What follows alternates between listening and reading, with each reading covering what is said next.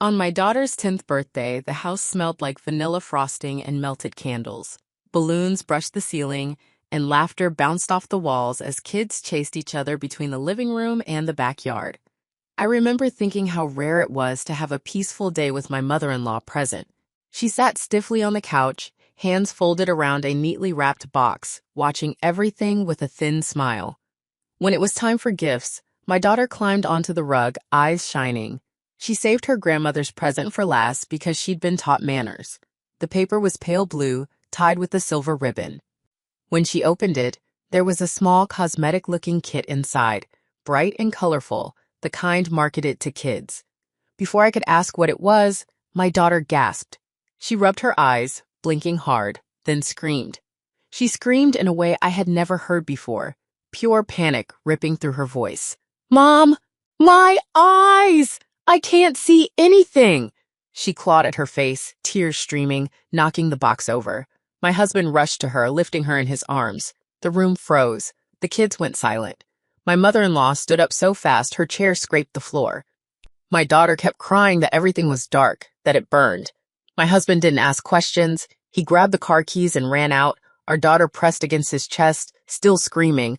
I stood there shaking, staring at the spilled contents of the gift. Tiny bottles, glittery labels, a sharp chemical smell. My mother-in-law muttered that it must be an allergy. I felt something cold settle in my stomach. This wasn't an allergy. This was wrong. When they left, I locked myself in the bathroom and cried, replaying the moment again and again. I kept seeing my daughter's hands over her eyes. I didn't know yet that this birthday would split our family in two. The hours crawled by like years.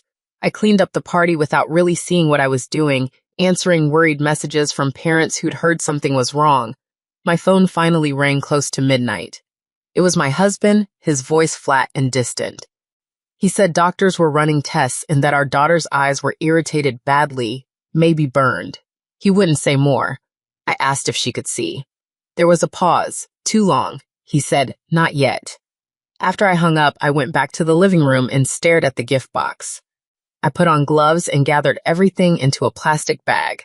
The labels were in tiny print, foreign brands I didn't recognize. One bottle had no label at all. The smell made my eyes sting. I thought of my mother-in-law, how she'd insisted on picking the gift herself, how she'd made comments before about kids being too sensitive these days. Memories stacked up, ugly and sharp. When morning came, my husband returned home alone. He didn't meet my eyes. He said the doctors believed a chemical had gotten into our daughter's eyes, something strong enough to temporarily blind her. They were keeping her overnight. I demanded to know how that could happen from a toy. He finally looked at the bag on the table and went pale. He asked where I got it. I told him. He took a long breath and said he needed to step outside.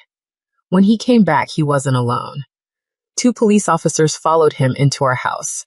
The sight of them made my knees weak. They asked about the gift, about my mother-in-law, about what I'd seen.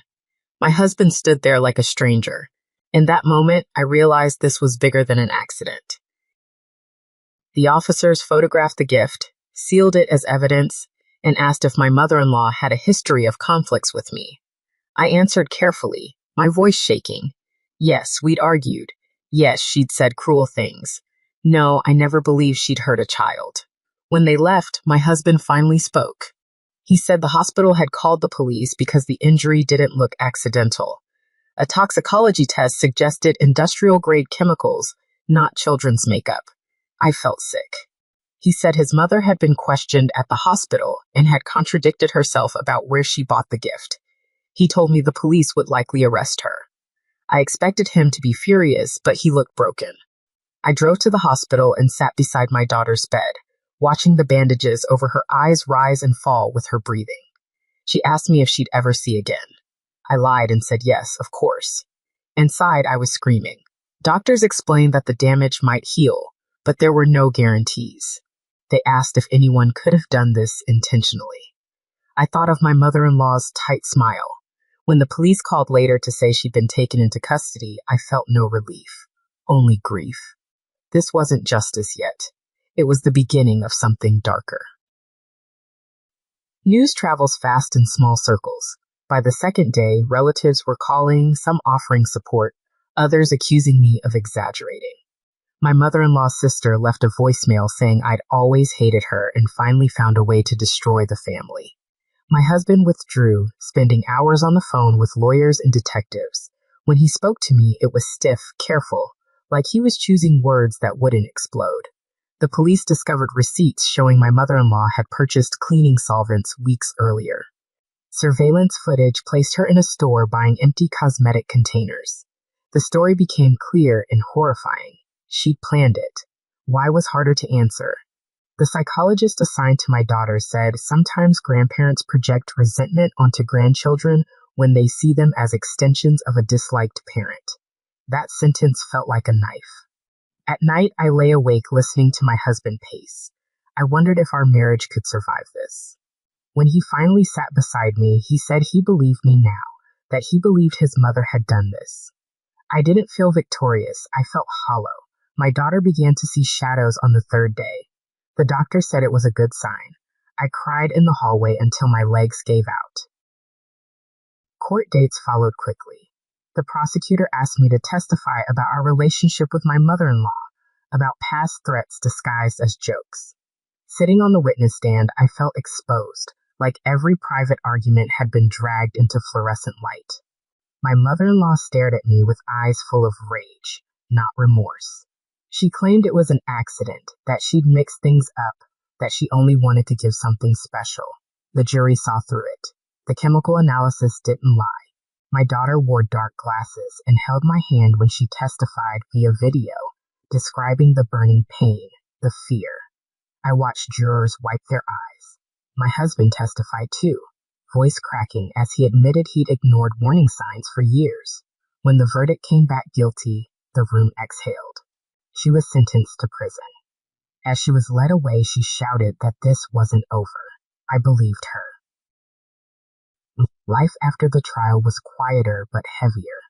My daughter's vision slowly improved, though she would always have sensitivity to light. Birthdays became small affairs. Trust felt fragile. My husband and I went to counseling, trying to stitch together something that had been ripped open. Sometimes he'd wake up crying, grieving the mother he thought he had. I grieved too, for the grandmother my daughter lost, and the innocence she never got back. One evening, a letter arrived from prison.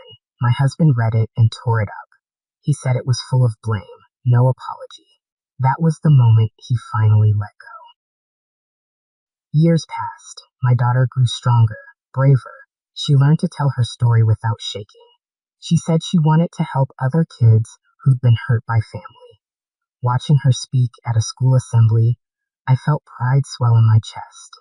The scars were there, but they no longer defined her. Sometimes people ask how I could forgive. I told them I didn't.